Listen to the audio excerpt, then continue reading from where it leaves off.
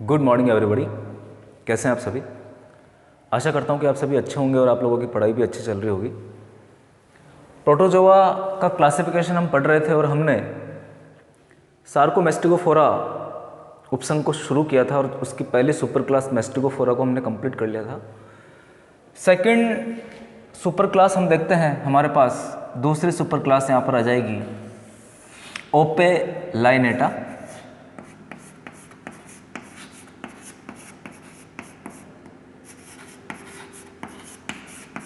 और ओपे लाइनेटा में हमें कुछ ही बातें ध्यान रखनी है।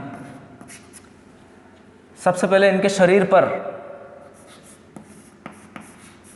पक्षमाभ समान तिरछे व अनुदैर्घ्य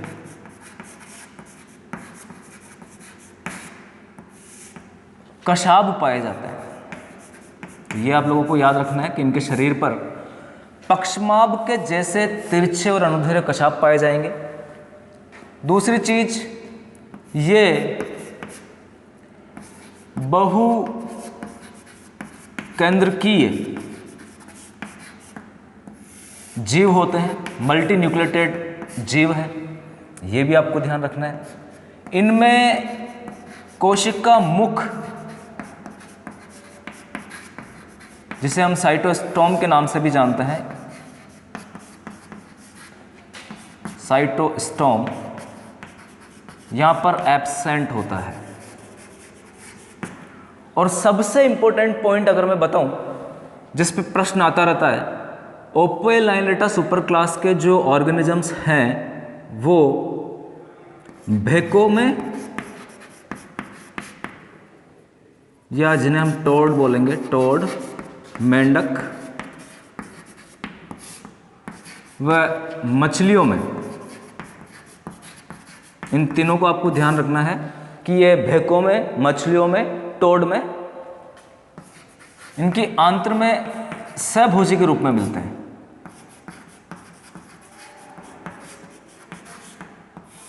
तो ये सबसे इंपॉर्टेंट पॉइंट हो जाएगा अपना कि ये टोड में, मेंढक में, मछलियों की आंत्र में सहभोजी के रूप में पाए जाएंगे।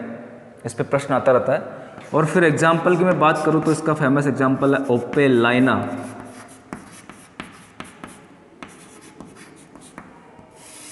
और एक और आप याद रख लेना, जेले रियला। ये दो एग्जाम्पल आप ओपे लाइनेटा में याद रखेंगे। तो केवल इस सुपर क्लास को हमें इतना सा ही पढ़ना है, इसके कोई ऑर्डर वगैरह हमें नहीं पढ़ने हैं। आगे हम सुपर क्लास स्टार्ट करेंगे, हमारे पास नेक्स्ट सुपर क्लास आ जाएगी सार्कोडिना।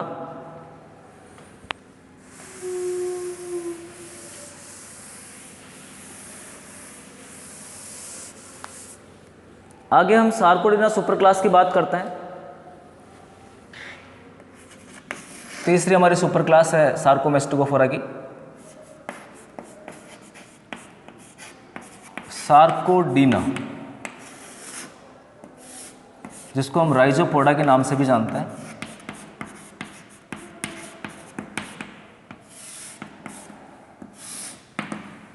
तो सार्कोडीना क्लास की हम बात करें तो मुख्य रूप से इनमें गमनांग जो होते हैं वो कूटपाद पाए जाते हैं। शूडोपोडिया यहां पर गमनांग के रूप में इस क्लास में मिलेंगे। लेकिन शैशव अवस्था में इन जीवों में कशाभ भी पाए जाते हैं।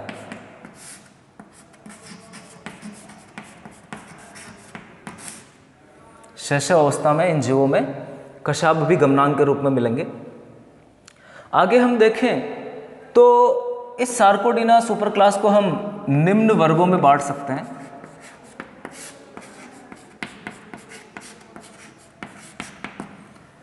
और वो वर्ग आपके हो जाएंगे, सबसे पहला वर्ग हो जाएगा अपना राइजोपोडिया,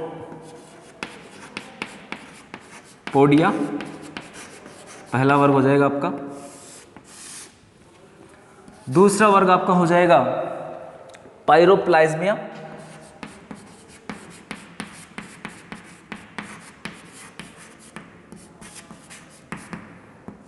पायरोप्लाज्मिया। और तीसरा वर्ग आपका हो जाएगा एक्टिनोपोडिया।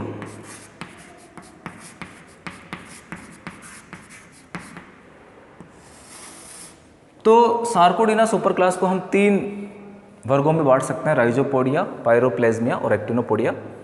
सबसे पहले हम राइजोपोडिया की बात करते हैं।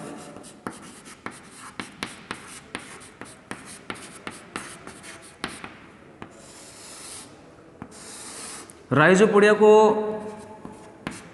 फिर से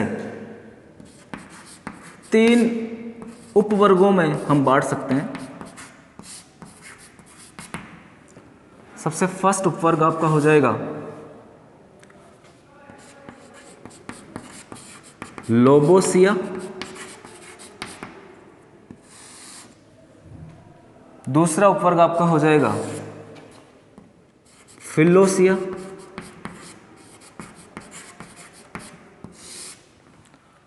और तीसरा उपवर्ग आपका हो जाएगा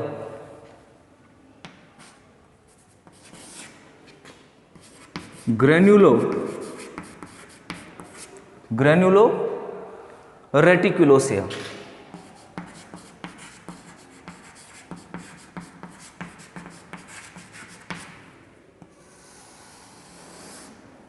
तो अब इसमें क्या क्या इंपॉर्टेंट है वो चीज़ अपन आगे देखते हैं। सबसे पहले हम लोबोसिया की बात कर रहे हैं, और लोबोसिया की हम बात करें तो इस लोबोसिया में लोबोपोडिया कूटपाद का एक प्रकार है, लोबोपोडिया पाए जाते हैं। हिंदी में इन्हें हम पालीपाद बोलते हैं। तो डायरेक्ट आप इसे से याद रखेंगे, काफ़ी इंपॉर्टेंट प्रश्न यहाँ से पूछा जाता है कि लोबोपोडिया कौन से उपवर्ग में दिखाई देते हैं, तो लोबोसिया में दिखाई देंगे। और लोबोसिया के हमारे पास अगर हम गण की बात करें तो यहाँ पर 2 गण इंपॉर्टेंट हो जाएंगे। पहला गण जो है वो हो जाएगा आपका अमीबीडा, और अमीबीडा में मैं यही बता देता हूँ आप लोगों को। इसके अंदर हम अमीबा को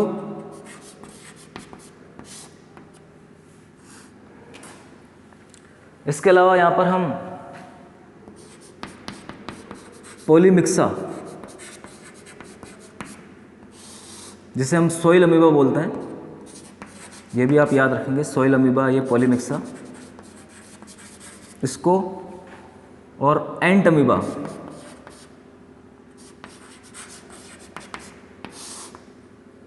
जो कि परजीवी अमीबा होता है, मनुष्य की बुनियाद का परजीवी है, इसे सम्मिलित करते हैं। तो आप याद रखेंगे, अमीबा का अगर ऑर्डर पूछा गया तो आप अमीबीडा लगाएंगे, पॉलीमिक्सा का ऑर्डर पूछा गया तो अमीबीडा है, और एंट अमीबा का अगर पूछा गया तो अमीबीडा हो जाएगा, और पॉलीमिक्सा को हम सोइल अमीबा के नाम से भी जानते हैं। तो सबसे पहले हम उपवर्ग लोबोसिया की बात कर रहे हैं, तो ये लोबोसिया के सारे मेंबर हो जाएंगे। एंट अमीबा की कभी कभी संक्रामक अवस्था पूछ लिया जाता है, एंट अमीबा की संक्रामक अवस्था कौन सी है, तो यहाँ पर आप ध्यान रखेंगे एंट अमीबा की जो संक्रामक अवस्था है वो टेट्रा न्यूक्लिएट सिस्ट अवस्था होती है। तो ये आप याद रखेंगे, जो टेट्रा न्यूक्लिएट सिस्ट अवस्था है वो एंट अमीबा की संक्रामक अवस्था हो जाएगी।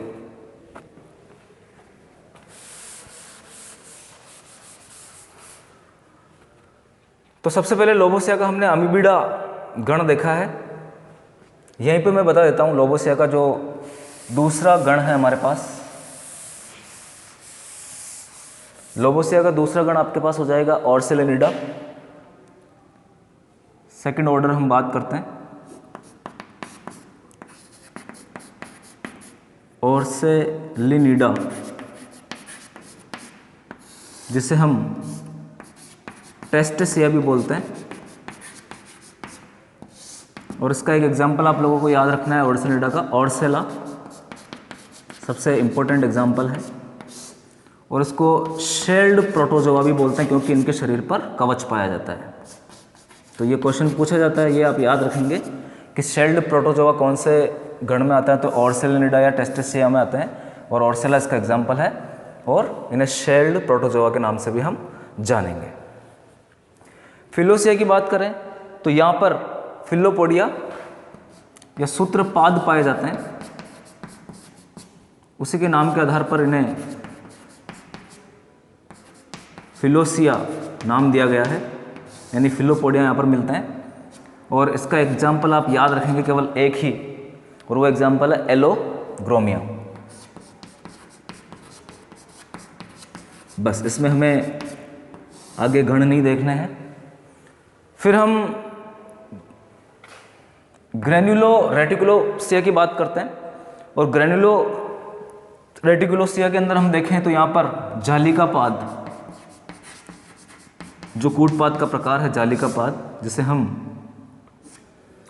रेटिकुलोपोडिया भी बोलते हैं, ये पाए जाएंगे।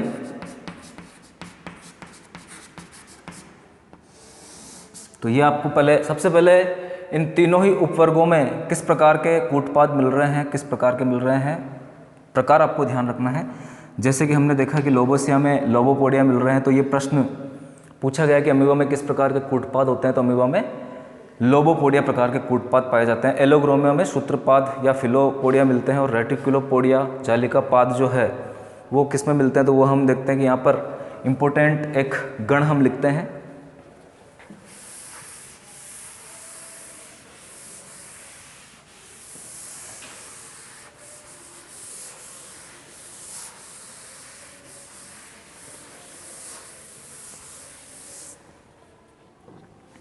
इम्पोर्टेंट एक गण है फोरेमिनिफोरिडा, जो कि आपका ग्रेन्युलो रेटिकुलोसिया का गण हो जाएगा। इम्पोर्टेंट यहाँ पर एक गण की मैं बात कर रहा हूँ, उसको यहाँ नोट डाउन कर लेते हैं हम।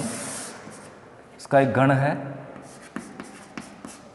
उस गण का नाम है फोरेमिनिफोरिडा। फोरेमिनिफोरिडा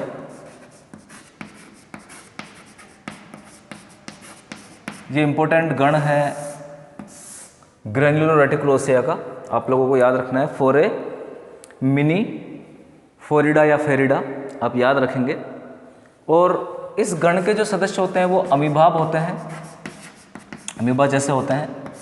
सबसे इम्पोर्टेंट फीचर है कि इनके शरीर पर कई कोष्ठों युक्त छिद्रित कवच पाया जाता है, मल्टी चैम्बर्ड।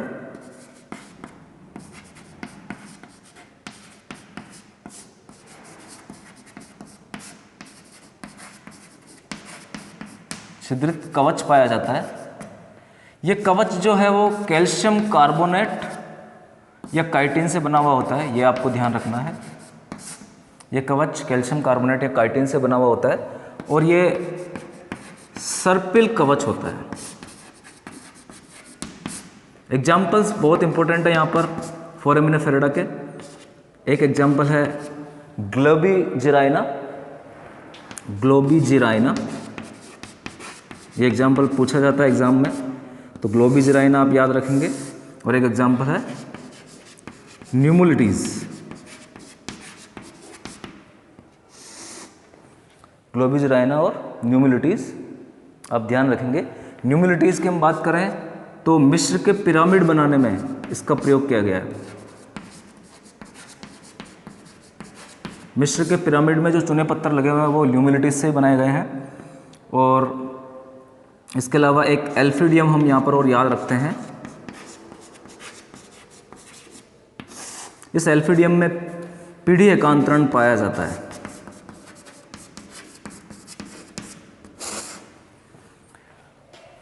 समुद्र की तलहटी में इनके कवच जमा हो जाते हैं, और ये कवच इकट्ठा होकर जब ये मर जाते हैं तो समुद्र की तलहटी में ये समुद्री चौक बनाते हैं।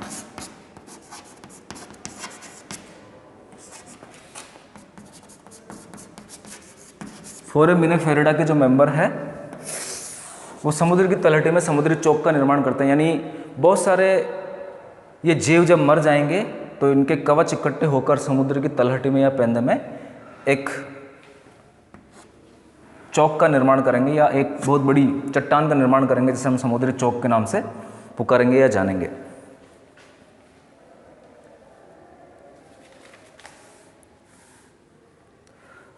आगे हम देखते हैं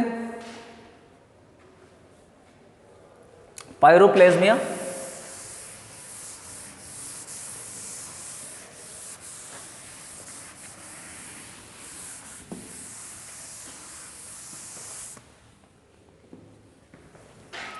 दूसरा वर्ग हमारे पास यहाँ पर पायरोप्लाज्मिया।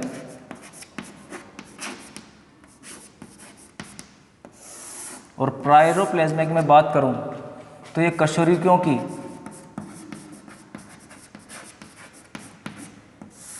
आरबीसी में परजीवी होते हैं इसके मेंबर। एग्जाम्पल आपको ध्यान रखना है बेबेसिया, और ये बेबेसिया टिक्स के द्वारा फैलाया जाता है, चिंचड़ियों के द्वारा।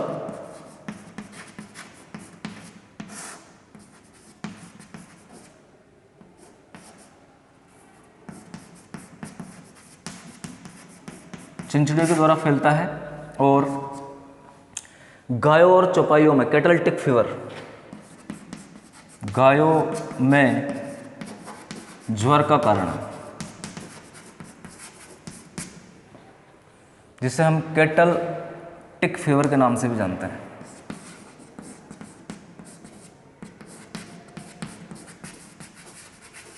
तो ये भी आप ध्यान रखेंगे। और लास्ट तीसरा हमारे पास जो वर्ग है वो हो जाएगा एक्टिनोपोडिया।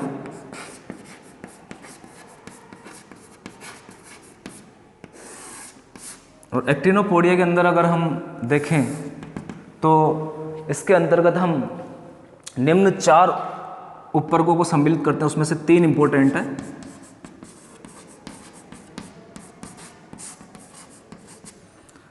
सबसे पहला उपवर्ग आपका हो जाएगा रेडियोलेरिया।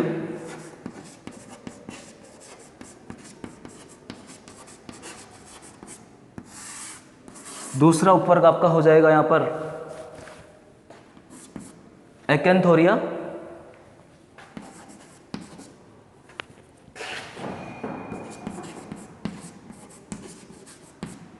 एकैंथेरिया। और तीसरा उपवर्ग आपका यहां पर हो जाएगा हेलियोजोआ।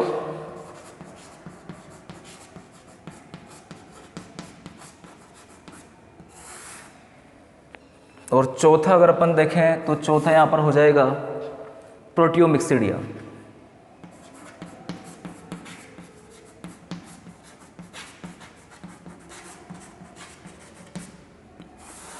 प्रोटियोमिक्सिडिया। तो ये 3 इंपॉर्टेंट जो उपवर्ग है उसकी हम बात करते हैं। रेडियोलेरिया में कवच जो पाया जाता है वो सिलिका से बना हुआ होता है, ये आप याद रखेंगे। सिलिका का कवच रेडियोलेरिया के सदस्यों में मिलता है और इसका एग्जाम्पल है ओलोकेंथा। तो ये आप याद रखेंगे। एकैंथोरिया में स्ट्रोंशियम सल्फेट का कवच पाया जाता है। जो कवच बना होता है वो स्ट्रोंशियम सल्फेट से बना होता है और एग्जाम्पल है इसका वो आपको याद रखना है। एग्जाम्पल यहाँ पर हो जाएगा एक्थेंथोमेट्रा।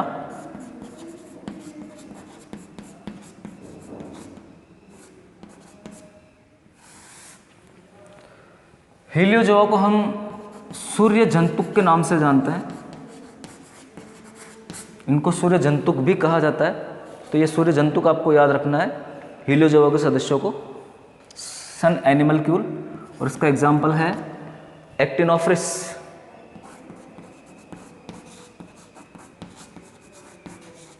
एक्टिनोफ्रिस। इस एक्टिनोफ्रिस के अंदर एक स्पेशल चीज मिलती है, वो आप ध्यान रखेंगे। इसके अंदर पीडोगेमी पाई जाती है। और पीडोगेमी से हमारा मतलब है कि एक ही पेरेंट से बनने वाले गैमेट्स के बीच में यहाँ पर फ्यूजन होता है, सिनगेमी होती है। यानी जो गैमेट्स बनते हैं वो एक ही पेरेंट्स के द्वारा बनते हैं, तो उसे हम पीडोगेमी बोलेंगे। यहाँ पर पीडोगेमी मिलेगी एक्टिनोफ्रिस में। तो ये आपको ध्यान रखना है कि एक्टिनोफ्रिस में पीडोगेमी पाई जाती है। और प्रोटियोमिक्सिडिया की हम बात करें तो ये समुद्री शैवालों व अन्य पौधों पर परजीवी होते हैं। शैवालों व पौधों पर परजीवी,